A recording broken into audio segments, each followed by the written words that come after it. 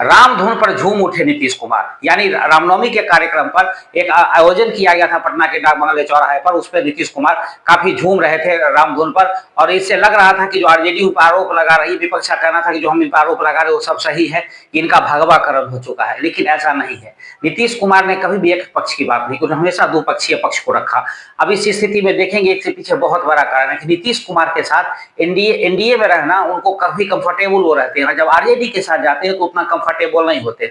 जब वो दूसरी बार आरजेडी के साथ गए तो उनको लगा कि यहाँ वो उनको सहजता महसूस नहीं हो रही थी। फिर संजय झा पर उनको काफी भरोसा, और संजय झा के कहने पर जब उनकी बीजेपी से बात हुई तो बीजेपी से बात होने के बाद जब संजय झा ने डील किया तो बहुत ऐसी बातें थी जो बीजेपी नहीं मान रही थी। फिर भी नीतीश कुमार दोबारा लौट करके आए। अब बार बार इसीलिए इस बात को कह रहे हैं कि अब इधर उधर नहीं करेंगे। और अब देखिए, ये घटना ऐसे ही नहीं घट रही है। दिल्ली में एक बीजेपी के बहुत बड़े नेता यानी 5 बार के सांसद हुकुमदेव नारायण यादव ने कहा कि बिहार के राजनीति में कुछ भूचाल आने वाला है। तो पत्रकार ने सीधा सीधा पूछ लिया कि क्या ऐसा भूचाल आने वाला है, क्या आपका चीफ मिनिस्टर बनने वाला है? तो उन्होंने कहा कि जी हाँ, मेरा चीफ मिनिस्टर बनने वाला है, यानी कि बीजेपी का चीफ मिनिस्टर बनने वाला है। तो इससे आप समझ सकते हैं कि नीतीश कुमार धीरे धीरे सत्ता जो है हस्तांतरित करने जा रहे हैं। और वो किसी दबाव में नहीं, कोई पॉलिटिकल प्रेशर नहीं है, क्योंकि नीतीश कुमार को लगता है कि निशांत को अगर राजनीति में जिंदा रखना है या उनको आगे की ओर बढ़ाना है तो इसी तरह से उनको आगे काम करना होगा। एक उदाहरण मैं आपको देता हूं कि जिस तरह शेर अपने शावक को 2-3 साल प्रोटेक्शन में रखता है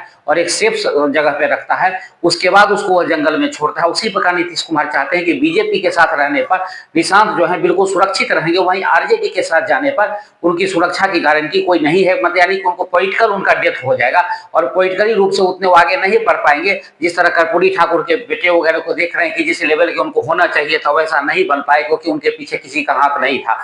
तो अब आप देखेंगे कि इस प्रकार से, क्योंकि तेजस्वी यादव अभी खुद भी स्टेब्लिश नहीं है। अगर लालू यादव की बात को हटा दिया जाए तो जब जब नीतीश कुमार गए हैं तभी तेजस्वी यादव फिर से जिंदा हो गए। यानी 2 बार एनडीए की वापसी हुई, एक बार चुनाव साथ में लड़े तब, और दूसरी बार जब गए तब जिस बार ये नौकरी वगैरह देने की बात हुई तब। तो पॉलिटिकल रूप से उनको नीतीश कुमार ही जिंदा करते हैं और नीतीश कुमार अपनी इस गलती को मानते हैं। तो इसीलिए इन बातों को देखते हुए और वही दूसरी ओर देखेंगे तो चिराग पासवान पूरी तरह स्टेब्लिश है, यानी रामविलास पासवान की गैर मौजूदगी में भी उन्होंने अपने आप को साबित किया है। तो नीतीश कुमार इन्हीं उदाहरण को देखते हुए अपने बेटे को कैसे सुरक्षित हाथों में रखा जाए, और उनको लगता है कि बीजेपी हमारे साथ कोई गेम नहीं करेगी। हाँ, चीफ मिनिस्टर बीजेपी का जरूर रहेगा, लेकिन निशांत कहीं ना कहीं डिप्टी सीएम के रूप में भी रह सकता है और आगे हमारा जैसा वोट बैंक रहेगा उस पर काम करेंगे।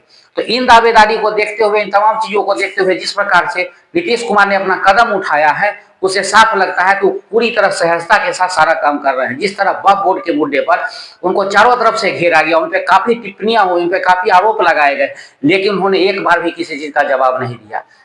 और यहाँ तक कि उनकी पार्टी ने फ्रंट फुट पर आकर के उन्होंने सामना किया और अपनी बात रखी कि हमने मुसलमान को हित की बात की और जो संशोधन करना था वो हमने कराया है। इससे साफ जाहिर होता है कि नीतीश कुमार अब पीछे हटने वाले नहीं है। चाहे उन पर कोई भी आरोप लगे, उन पर भगवाकरण का आरोप लगे या किसी प्रकार का आरोप लगे, लेकिन वो पीछे हटने वाले नहीं है। अब ये देखना होगा कि आरजेडी इसका क्या काट निकालती है।